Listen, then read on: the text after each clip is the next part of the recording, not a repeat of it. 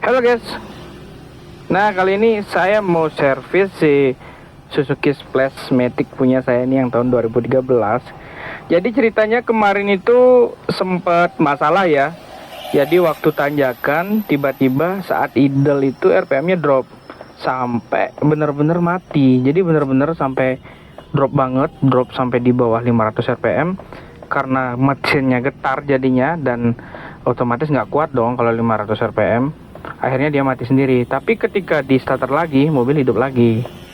Nah, hal itu terjadi sampai beberapa kali, mungkin 2 sampai 3 kali. Akhirnya karena posisi tanjakan, takut hal itu terjadi lagi, saya hidupin AC nih. Hidupin AC normal, idle up-nya naik. Jadi itu saya lakukan terus nih sambil nanjak, udah was-was juga kan. Nanjak, bebannya lumayan, AC-nya hidup juga. Ya udah pasrah, yang penting nyampe rumah. Nah, langsung aja saya bawa ke dealer Suzuki nih. Ini tahu dong dealernya di mana. Langsung aja kita cek di sini. Ya, mudah-mudahan ketemu ya penyakitnya, karena kebetulan setelah kejadian kemarin, ini sekarang nih mesinnya normal nih. Sampai saya bawa dari Singaraja balik ke Nusa Dua lagi normal. AC hidup ataupun AC mati normal, nggak ada kendala sama sekali. Cukup aneh, engine check pun nggak nyala. Saya punya OBD2 untuk scanner juga nggak kedetek sama sekali untuk errornya, semua sistem normal. Nah, ini kita udah sampai di ruang tunggunya, langsung kita daftar-daftar.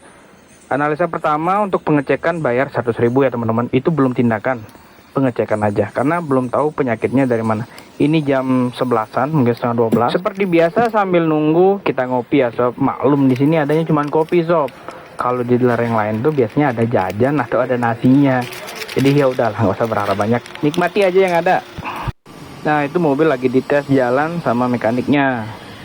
Dipakai muter-muter ya sob, jadi supaya tahu penyakitnya dari mana. Oke, udah balik lagi nih. Sekarang kita interogasi nih.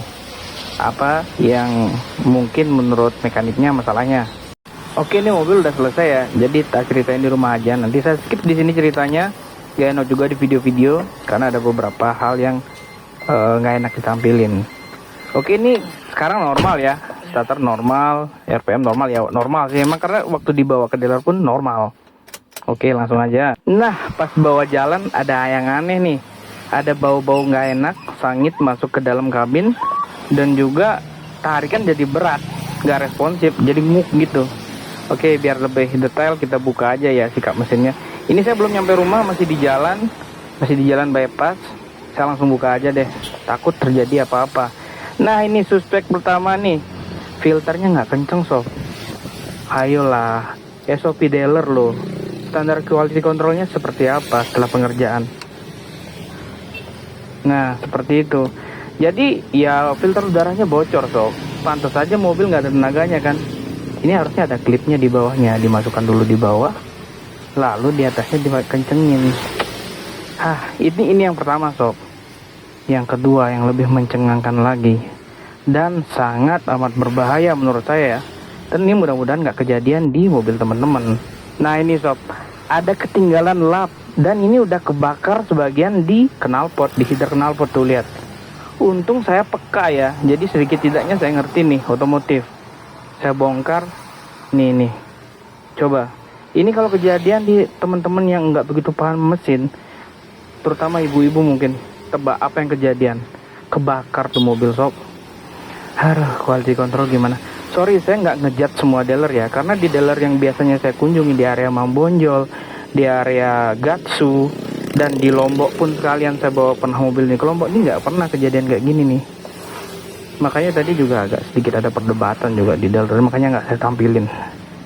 Ya, beginilah sob. Nah, kalau yang satu lagi ini kecil sih sob. Jadi klip klip pengunci filter udara ini dihilangin, yang kecil itu loh. Murah sih, cuman kan harusnya ya ada tanggung jawab lah sih ya. Quality control intinya. Nah, ini udah saya kencengin lagi untuk filter udaranya. Jadi kondisi normalnya sepertinya sob. Kondisinya itu harus rapat seperti itu, jadi tidak ada celah udara luar yang masuk. Ya, namanya juga filter udara, kalau bocor kan nggak jadi filter kan. Yang ngok dong, kayak beat jadinya ngok begitu. Ya gimana? Oke, saya spill aja billnya sambil ngobrol juga ya. Oke. Nah sob, ini nih billnya seperti ini. Untuk pengecekan pertama itu analisa doang ya tadi ya. Analisa doang itu 100.000. Nah, awalnya mereka cuma analisa aja, jadi udah kelar nih, dia selesai ngecek tadi, makanya saya nggak videoin juga. Saya sempat ngobrol banyak, mungkin agak berdebat sedikit ya. Dia selesai nih, mereka bilang nggak ada masalah Pak, di scan pun aman katanya, pompa minyak aman, filter aman, busi aman, koil aman. Jadi nggak ada masalah menurut mereka. Dan itu sudah saya sampaikan di awal. Karena apa? Saya punya scanner nih ini. Saya punya OBD2 yang saya gunakan untuk scan. Di video saya sebelumnya juga saya sempat bahas ada error di apa namanya? Di ABS. Ini kedetek kok di sini. Jadi lumayan ini walaupun murah ya. Nah, karena di rumah saya scan itu tidak keluar sama sekali errornya, makanya saya bawa ke dealer karena menurut saya mereka lebih expert dong. Jadi masalah-masalah kayak gini harusnya ya sedikit tidaknya mereka bisa kasih saya solusi lah. Kalau seandainya mereka cek dan mereka analisa semua normal, tidak ada tindakan, menurut saya kan ini tidak menyelesaikan masalah karena memang mobil saya bawa kondisinya udah normal. Cuma sedikit tidaknya saya harus dapat feedback nih sebagai orang teknik. Nggak mungkin dong ada akibat kalau nggak ada sebabnya kan, seperti itu kan. Sedikit tidaknya ayolah Kemon kasih kita masukan sebagai konsumen.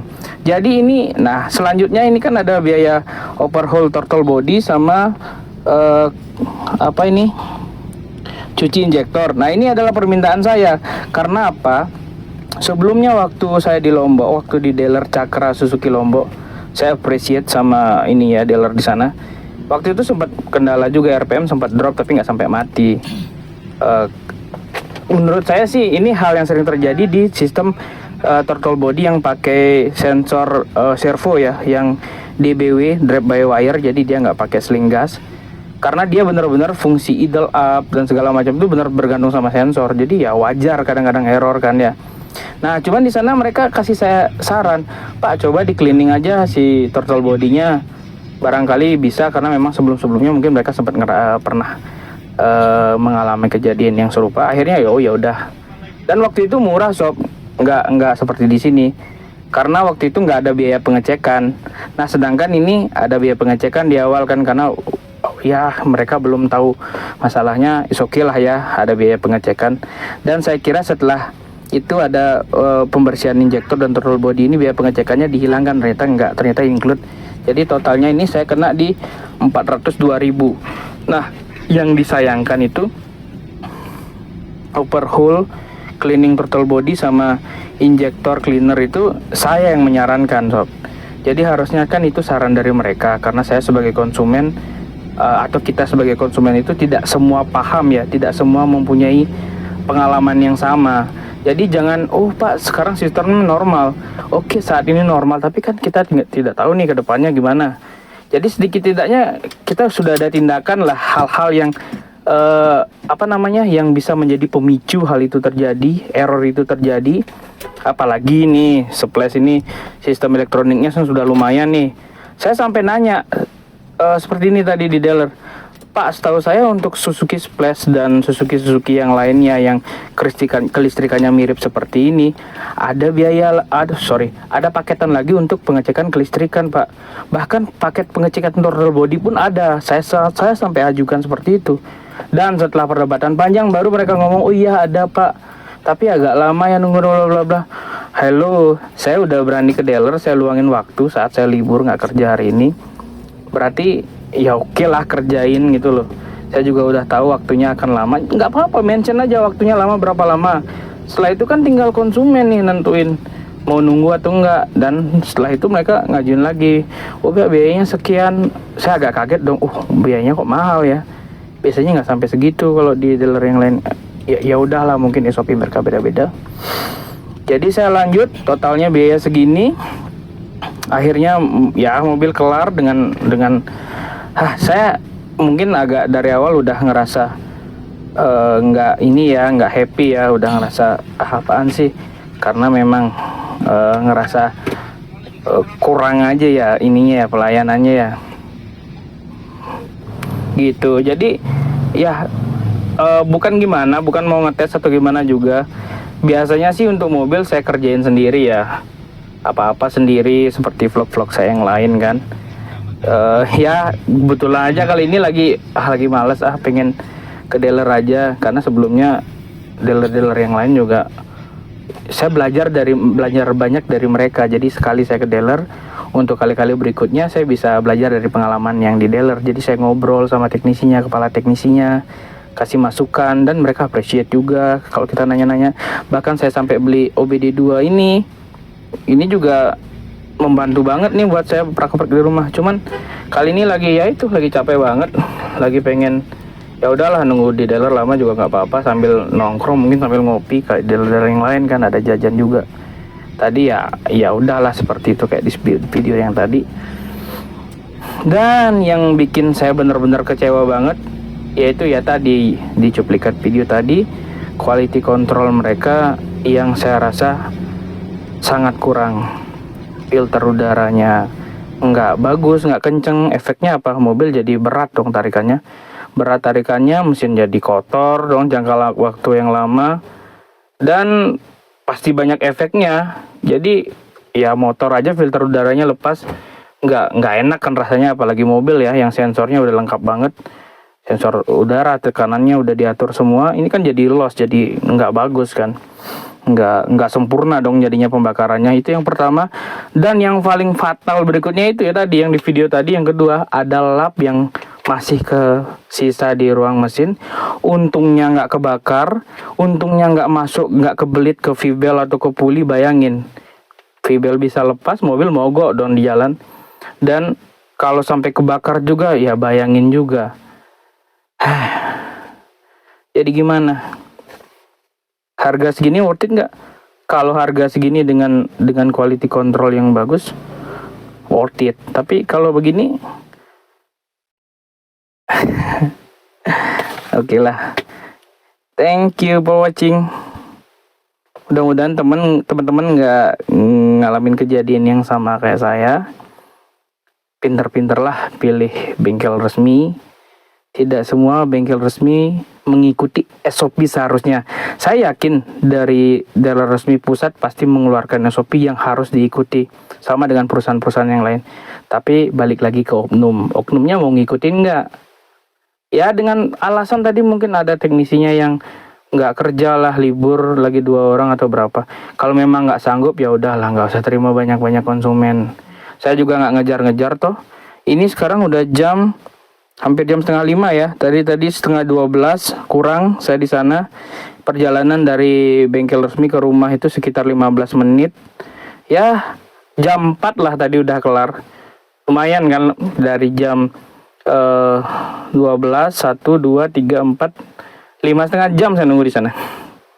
Bayangkan effortnya. Saya nggak ngejar-ngejar kok. Saya tahu sebagai teknisi juga saya tahu kerja dikejar-kejar itu nggak enak.